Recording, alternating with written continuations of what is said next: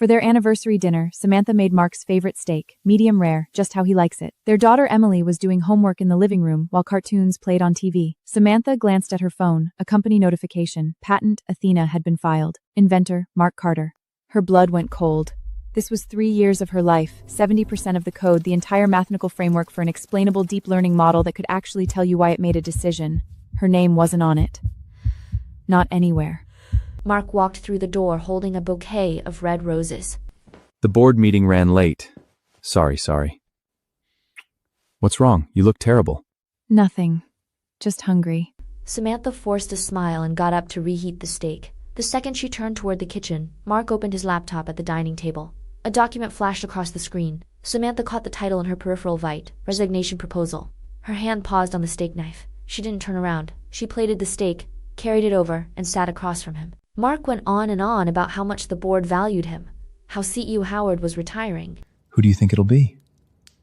You hope it's you. Mark smiled and reached for her hand. You always get me. After dinner, Mark went to his study. While Samantha cleared the table, she noticed his laptop was still on. The screen was locked, but she saw a folded icon on the desktop, Project Voyage. She filed that name away. That night, after Mark was sound asleep, Samantha got up and went to the study. 3 tries on the password. Her daughter's birthday, no. Their anniversary, no. She hesitated, then typed in Chloe's birthday. How did she know that? She had no idea. But it worked. A full plan appeared on screen. File for divorce after Q4 earnings, dilute her stock options, take the Athena patent, and jump ship to their competitor Benjamin's company. There was also a draft email attached. Dear Samantha, I don't love you anymore. Scheduled to send in 3 months. Samantha's hands were shaking. She opened the drawer and found a ring box. Not her wedding ring, a new one. Inside was a note. For Chloe, when I'm free. She closed the drawer, logged out of the computer, and wiped the access log. Back in the bedroom, Mark rolled over and dropped his arm across her waist. She lay completely still, eyes wide open until dawn. Her phone lit up, an anonymous email with a single line. Samantha replied, "Who is this?" 3 seconds later, "Someone who was once in your shoes." Mark rolled over again in his sleep and mumbled something. Samantha looked at his face. In the darkness, he looked peaceful, almost innocent. She didn't know. She thought about the look on his face at dinner when he held her hand and said, "You always get me," or a 15-year performance. All she knew was that starting tomorrow, she was going to find out. At 6 in the morning, Samantha got up and made breakfast just like any other day. Waffles, scrambled eggs, a fruit platter. Mom, can you pick me up today? Dad's always late. I'll be on time today, I promise. Emily rolled her eyes. Samantha said nothing. She glanced at Mark's hand. He was still wearing the wedding ring she'd picked out. The new ring from last night, the one engraved with Chloe's name, was sitting in his studio drawer. After dropping off Emily, they drove to the office together. See you tonight at the usual place. Samantha pretended to look out the window. She knew exactly where the usual place was, the business hotel near the office, where Chloe was staying. A client asked me to dinner. Okay. At the office, she walked into her office and closed the door. She didn't turn on the lights. She stood by the floor-to-ceiling window, looking down at the parking lot. Mark's car was still parked next to the CEO's reserved spot. He always acted like he was already CEO. She thought about the files she'd seen on his computer late last night, every word of that divorce plan. Suddenly, she felt sick. Elena came in with coffee. 2 pumps of vanilla syrup, her usual. Elena, I need you to pull all of Mark's host hotel expenses from the past 6 months. Don't use the company system. Use the audit platform connected to my personal credit card. Elena hears that wasn't anger. It was cold, calculated precision. She didn't ask why. Marriott 17 times. Every Wednesday, 2 to 4 p.m. Registered under Mark Carter and client. What's the client's name? Chloe Davis. I have a client meeting. Can you pick up Emily? Mark said he had a client meeting and asked her to pick up Emily. She picked up Emily and took her for ice cream. Dad's been really busy lately. Yeah, he is. She picked up the coffee, took a sip, and set it down. Set up a meeting with Juliet for me, today at 5. Juliet? The divorce attorney? Mark's college roommate, but also someone I trust. And send Leah in. After Delina left, Samantha sat alone in her office. She picked up her phone, scrolled to Mark's /send. What do you want for bring something? She stared at that text and suddenly the tears came. She cried for about 30 seconds, then wiped her face hard, opened her contacts, and dialed Juliet's number.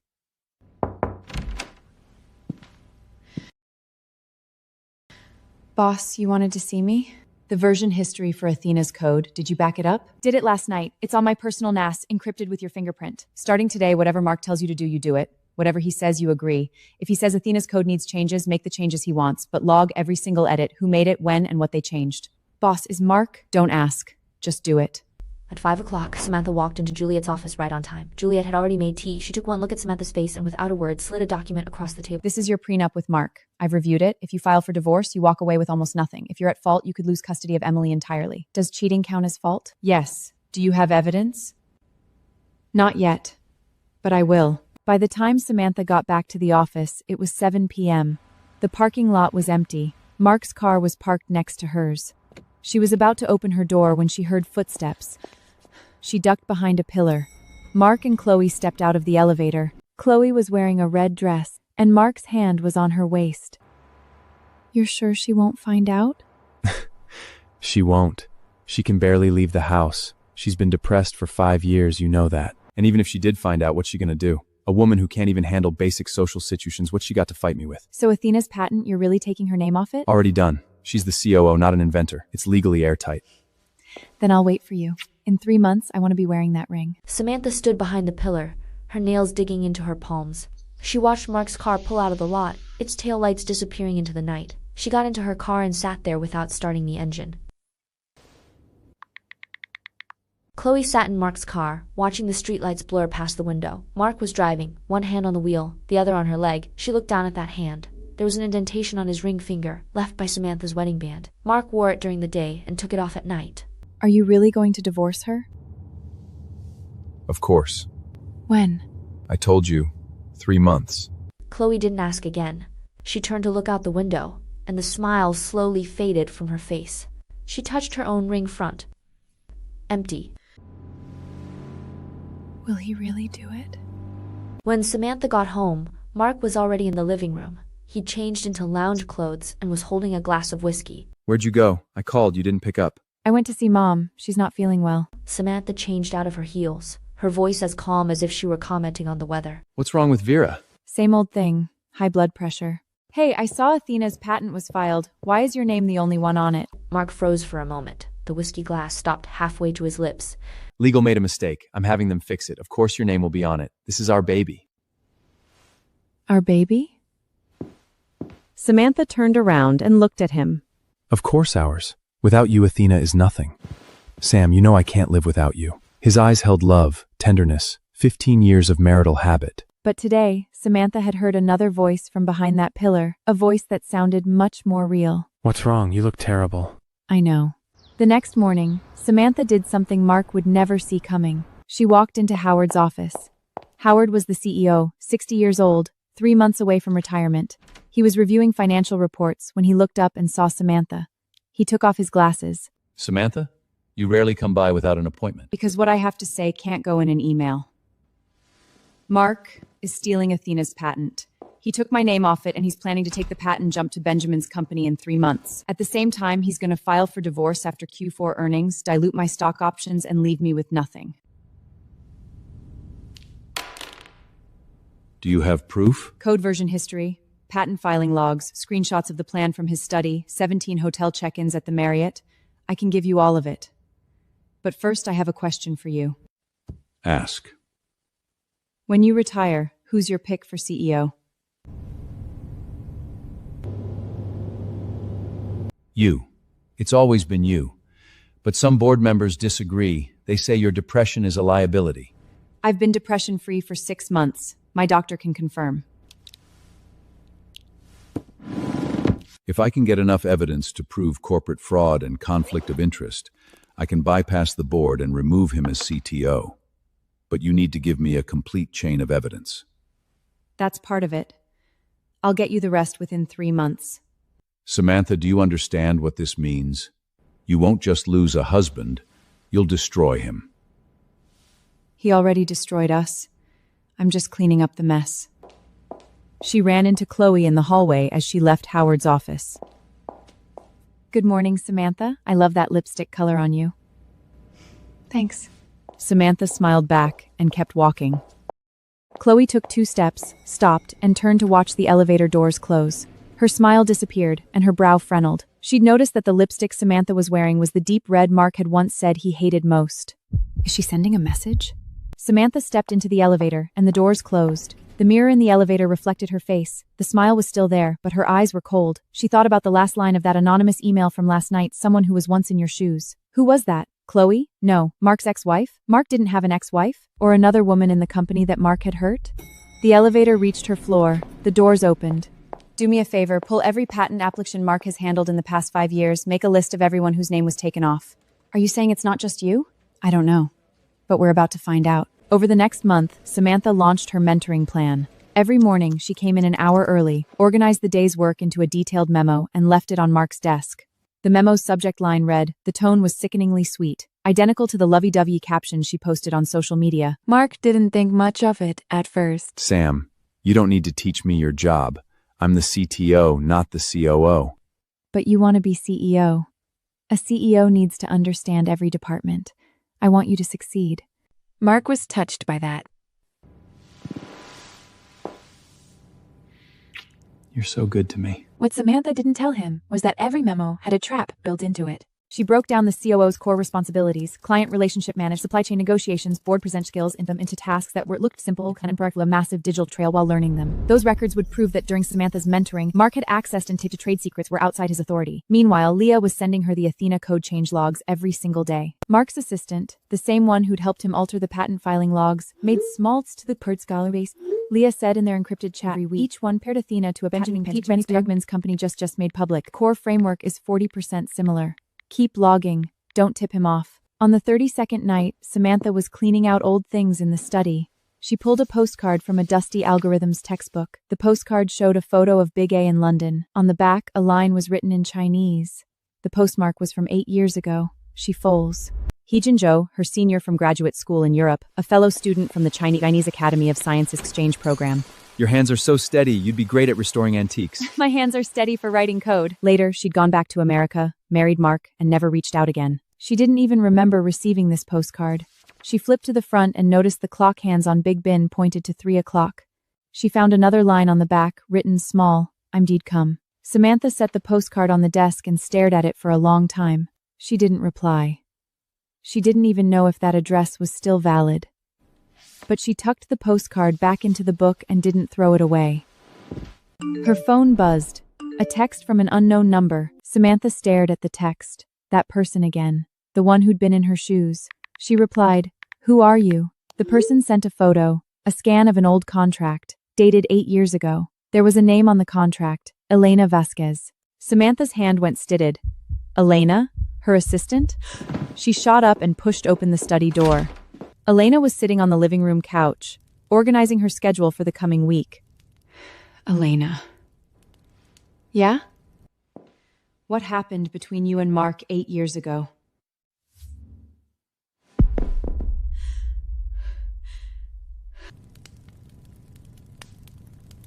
That anonymous email, it was me. Talk.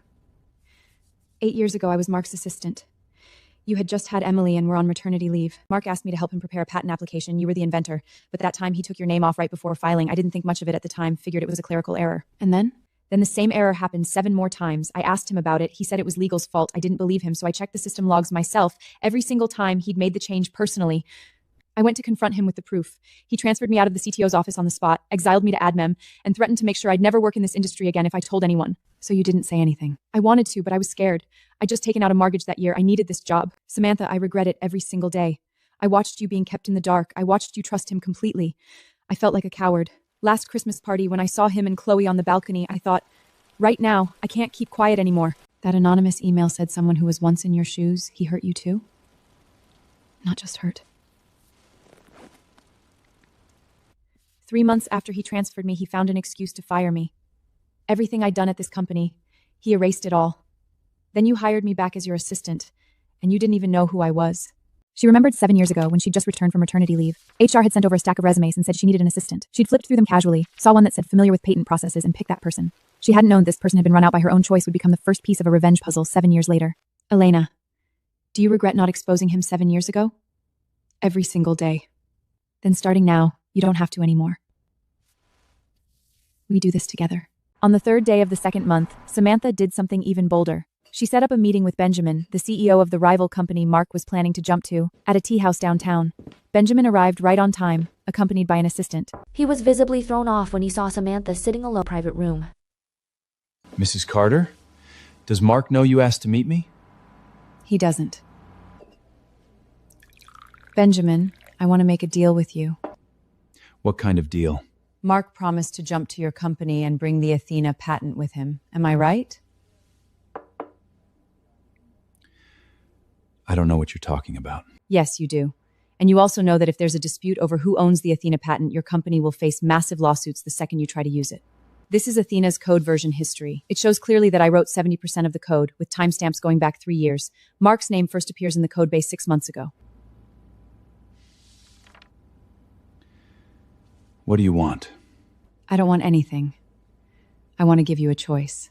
Option 1, you keep working with Mark. After he joins your company, I sue him for intellectual property theft and sue your company for unfair competition. Athena's patent gets frozen. Your competing project grinds to a halt. How much losses can you absorb? What's option 2? Option 2, you cut off all contact with Mark, effective immediately, and rescind his offer. In exchange, I won't hold your company liable in court, and I'll license you the non-core modules of Athena after its official release, at 30% below market rate. Benjamin leaned back in his chair and stared at Samantha for a full 30 seconds. Do you know what you're doing? You're selling out your husband. He sold me out long before I sold him out. And he's not my husband, he's my opponent. I need 3 days to think about it. You have 24 hours. This time tomorrow, if I haven't received your confirmation, I'm submitting all the evidence directly to the Federal Trace Commission. Oh, and Benjamin, thanks for the tea. As she walked out of the tea house, her phone buzzed. A text from Mark, "Come home early night. I have a surprise for you." She didn't reply. Next, set up a meeting with Chloe. Chloe was harder to pin down than Benjamin. Samantha didn't call her directly. Instead, she had Leah spread a rumor in the patent legal department. There was a supplementary document for the Athena patent, and Samantha had the original manuscript in her possession, complete with her signature and dates. When that rumor reached Chloe's ears, she couldn't stay put. That afternoon, Chloe showed up at Samantha's office door. Samantha, can I talk to you about the Athena patent? Come in. Can I get you something? Coffee? Tea? No thanks, I just want to confirm. You have the original manuscript for Athena? Samantha took a folder from her drawer and opened it. Inside was a stack of papers, each page bearing her signature and a date, the earliest from 3 years ago. You're the head of the patent legal department. You know what these manuscripts mean. That means if I take these to court, Mark's patent will be ruled invalid, because I'm the inventor, not him. Chloe, you're a lawyer. You know the consequences better than I do. What do you want? I want to know what Mark promised you.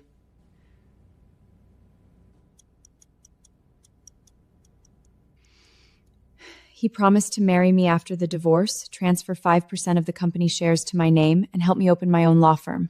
Do you know he also promised Benjamin he'd bring the patent and jump ship? Do you know he also promised Elena a promotion 7 years ago? Chloe, Mark has promised a lot of people a lot of things. Have you checked his track record? How many of those promises did he keep? When he proposed to me, he said he'd love me, protect me, and respect me for the rest of his life. That's the longest promise he ever kept. 15 years. But now you see what he's planning to do to me. You're asking me to betray him? I'm asking you to save yourself. That's my lawyer, Juliet's number. If you're willing to testify in court that Mark instructed you to alt patent inventor information, I can help you get immunity. You won't lose your law license, and you won't face criminal charges. What if I refuse? If you refuse, you'll be a co-defendant right alongside him. Do you know what the penalty is for forging patent documents? He told me last night that he never loved me. He said I was just a convenient ally. On day 45, Mark started to sense that something was off.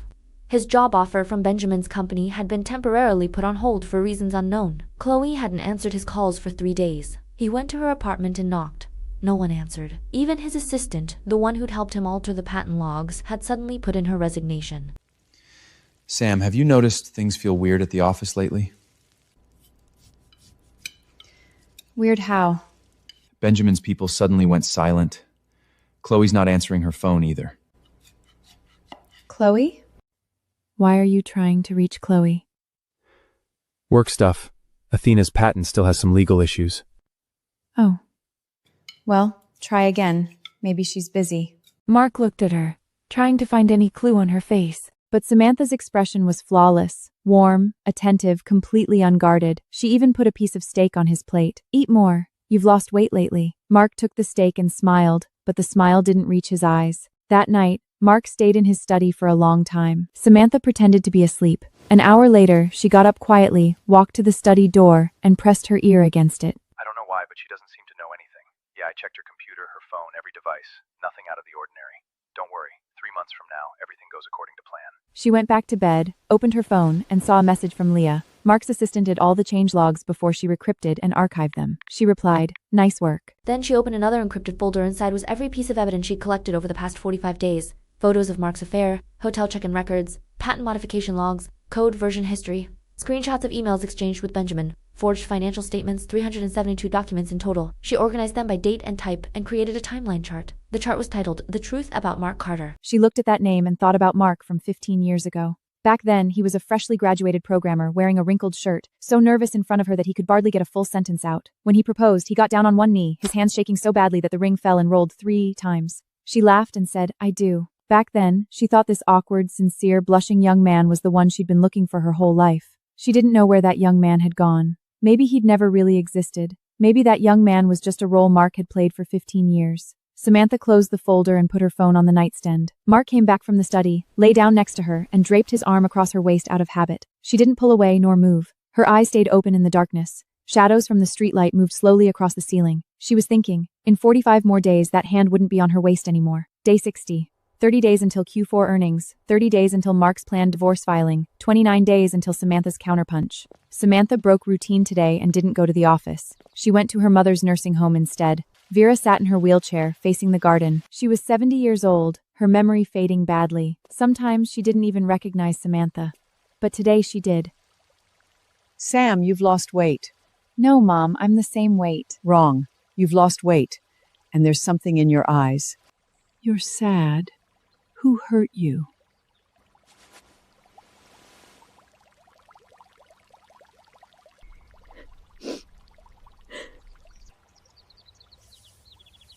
Is it Mark? Mom, do you still remember Mark? I remember. The thief. What? The year you had Emily, he came to see me at the nursing home. My memory's bad, but I remember that day. He put your patent documents on the table, and while I was in the bathroom, he took photos. He didn't know I came back early. I saw it through the crack in the door. You saw that? Why didn't you tell me? But you just had the baby. You said, Mom, you're wrong. Mark would never do something like that. After that, I stopped bringing it up, because I knew that even if I told you, you wouldn't believe me. Samantha remembered that afternoon 7 years ago. She just finished her bodum confrontation when her mother called and said, "Mark is stealing from you." Mom, you're wrong. Her mother never mentioned it again after that. 7 years. Her mother had waited 7 years for her to come and ask. Mom, I'm sorry. Stop crying. You've always been like this. You cry, and then you're fine. Sam, I need you to remember one thing. What? You're so much stronger than you think you are. You just don't know it yet. Samantha spent the whole day at the nursing home.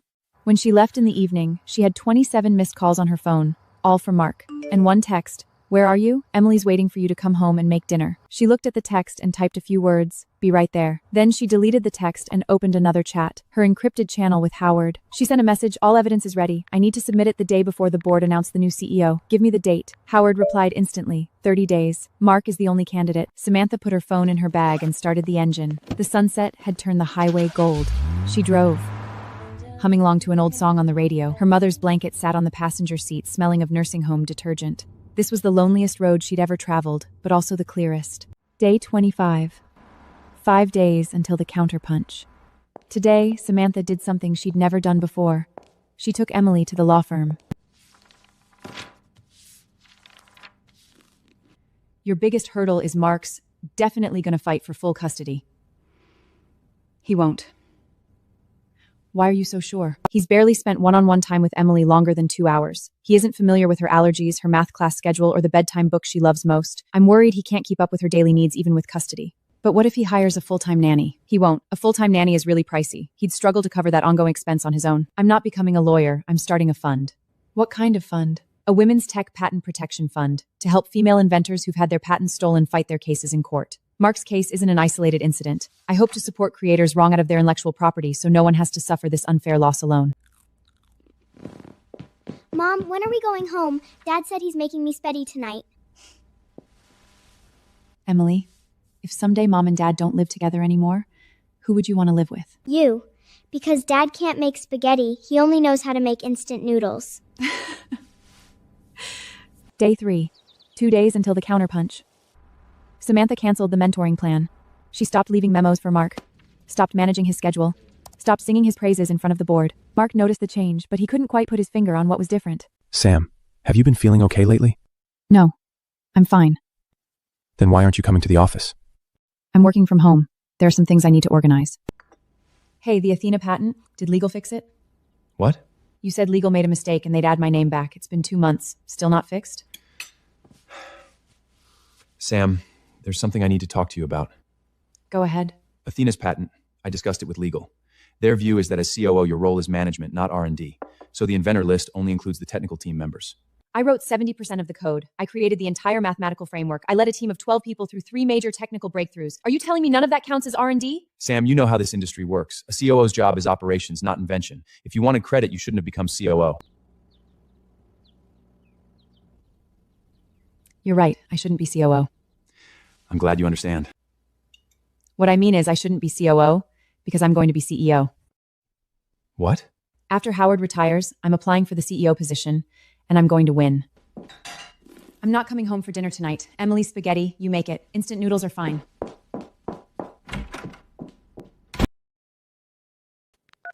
Benjamin, we need to talk. What? What did you just say? The final day, at 7 in the morning. She looked at herself in the mirror. This woman was different from the one 2 months ago. 2 months ago, her eyes were clouded. Now they were clear.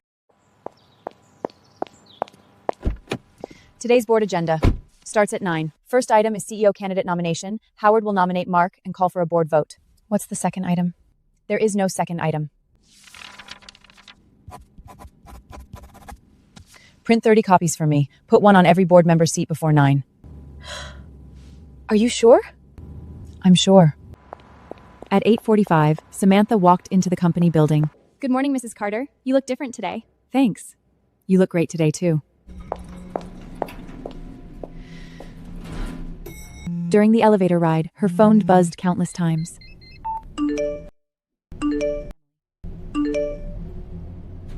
Elevator doors slide open. Samantha steps out and heads straight for the boardroom. The boardroom door was half open. She saw Mark sitting on one side of the long table, pale as a ghost. Samantha, you! Sit down.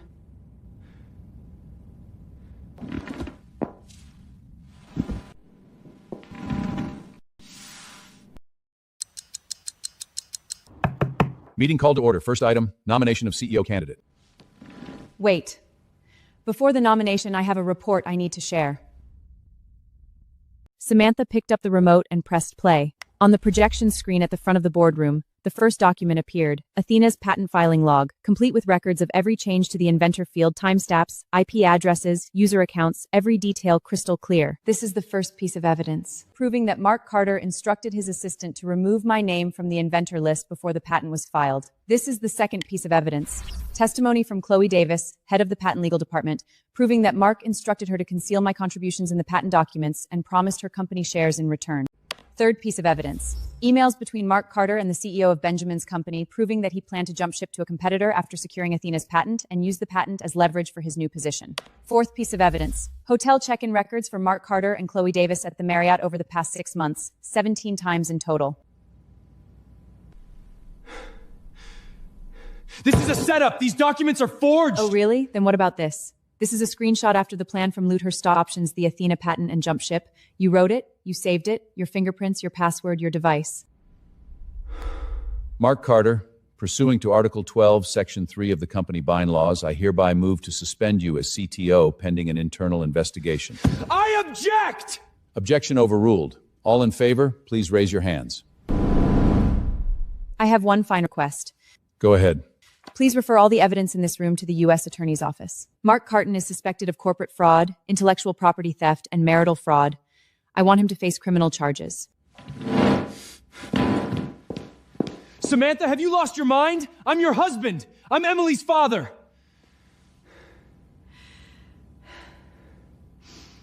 You stole 3 years of my work. You slept with another woman 17 times. You plan to leave me in debt after the divorce, take everything I had, and keep me from even seeing my own daughter. You are not my husband. You are my opponent. And right now, you've lost. It's over? It's over. Samantha breathed, deeply and slowly. Sunlight streamed through the window at the end of the hallway, falling across her face. She thought this was the first time in 2 months that the sun actually felt warm. The video of Mark being escorted out of the building by security made tech news headlines that same afternoon. The comments section exploded. Some called Mark a scumbag, others said Samantha was too ruthless, but most people were asking the same question. Who really owns the Athena patent? Samantha didn't read the comments. She sat on her living room couch, a glass of red wine in her hand, her daughter Emily's toy box at her feet. Mom, why isn't Dad coming home today? Dad went on a business trip. Where? Somewhere far away. Samantha finished the wine, stood up, and walked into Mark's study.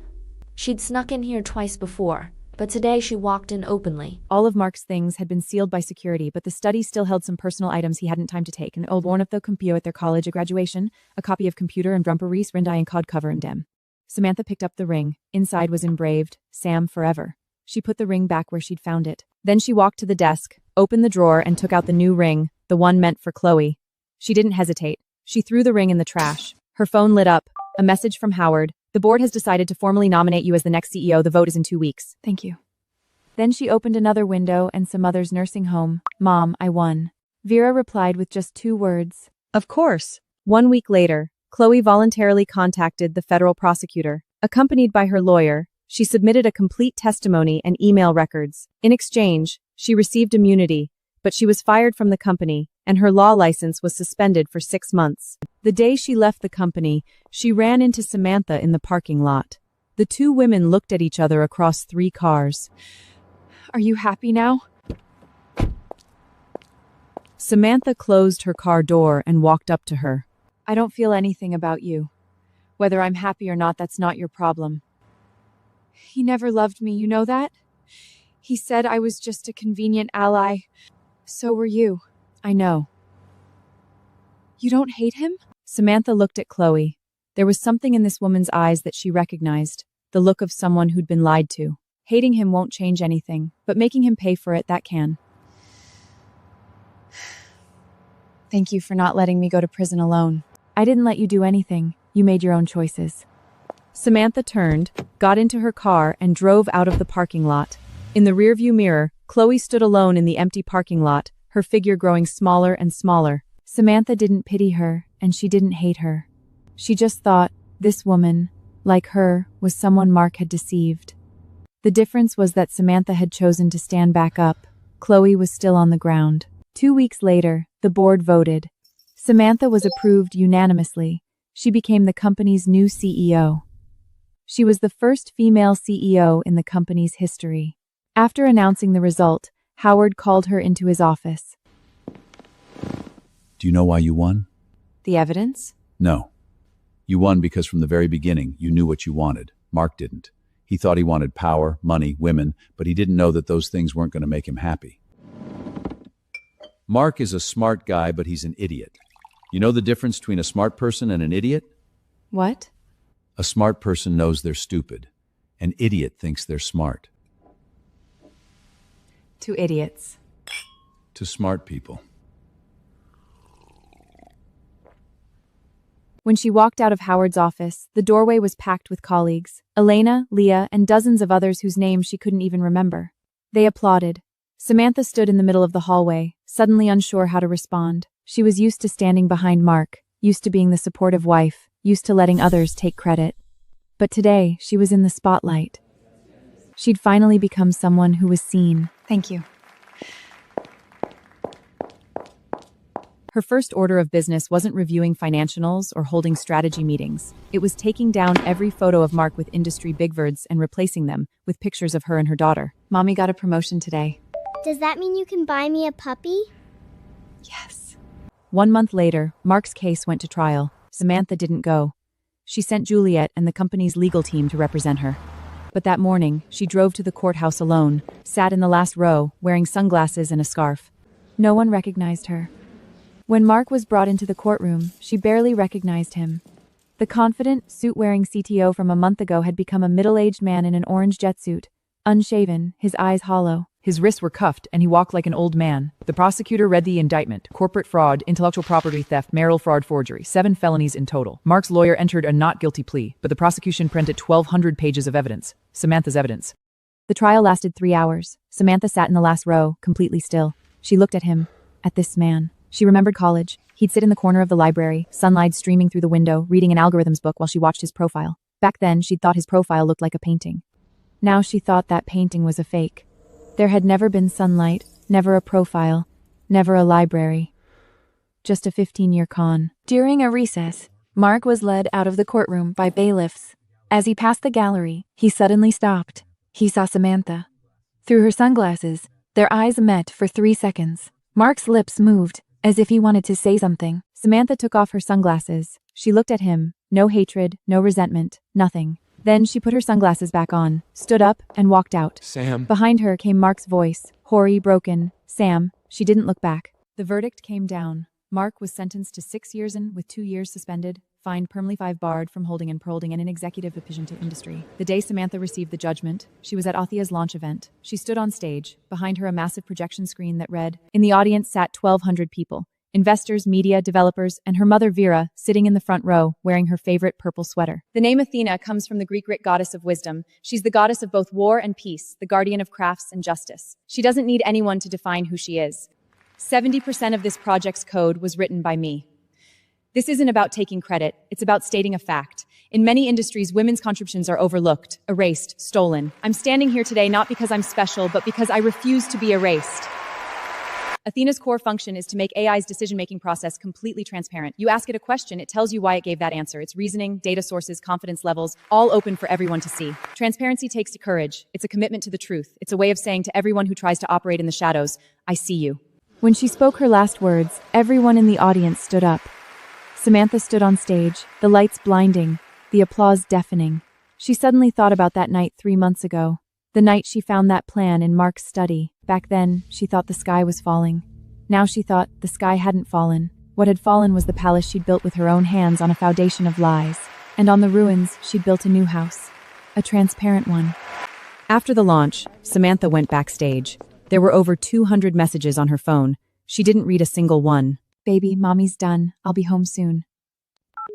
Mom, did you see it? I saw it. Sam, if your father were still here, he'd be so proud. Samantha hung up, leaned against the wall of the dressing room, and finally cried. Not sad tears, the kind that come in waves, the kind you hold back for 3 months until they finally find a way out. Elena pushed the door open, saw her crying, and didn't try to comfort her, just handed her a box of tissues and sat down beside her. You know what, Samantha? When I was in the audience today, I thought about the day Mark ran me out of the company 7 years ago. I cried in the parking lot for 2 hours. I thought my life was over. Today, watching you up there, it's not over. Nothing is over. Elena, I'm promoting you to VP.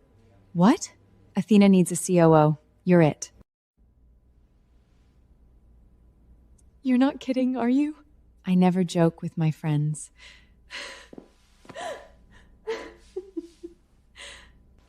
I'm keeping this video forever. You're getting promoted too. Technical director. 28 years old? Technical director? You've earned it. That night, Samantha got home to find Emily waiting at the door, holding the new puppy they'd just gotten. The puppy was a golden retriever, still nursing, trembling in Emily's arms. Mom, what's its name? Athena. What about Dad? When's Dad coming home? Dad has to go work in a place far away for a while. Is he coming back? No, he's not. That's okay. I have Mommy. In her first month as CEO, Samantha did 3 things. First, she established an internal patent transparency committee. Every patent application had to public listing all contributors and was subject to company-wide oversight. Second, she created the Women Inventors Fund, specifically to support R&D projects led by women in the company. Third, she filed charges against Mark's assistant and 2 other employees who had participated in falsifying patent documents. These 3 things landed her on the cover of Time magazine. The headline read, "The most dangerous woman in Silicon Valley?" Dangerous? You're the safest person I know. Safe? They call me dangerous because I'm messing with their money. Whose money? Every man who thinks he can just take what belongs to a woman. In her second month, Samantha received a letter from Mark, sent from prison. The envelope had her name and address written in messy handwriting, like it had been written in dim light. She didn't open it. She fed it straight into the shredder.